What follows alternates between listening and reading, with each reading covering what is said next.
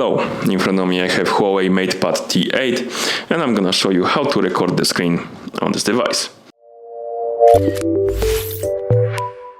Let's start by opening the quick panel. To do it, swipe down from the top of the screen twice, like this. And as you can see here, we don't have a screen recording icon in this menu, so we need to tap on the edit right here on the top, the pencil icon. And here we have our screen recording. We need to press and hold on this icon and drag it to the list above, like that. Then tap done. Now we can tap on our icon to turn on the screen recording. Here we need to tap allow for some permissions. Here we have brief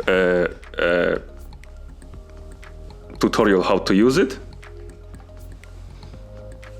Tap OK, and the recording started. In the top left corner, we can tap on mic to mute it. And once we're done recording, we need to tap on this recording icon. As you can see, it says recording saved to gallery. So let's open the gallery. Go to albums,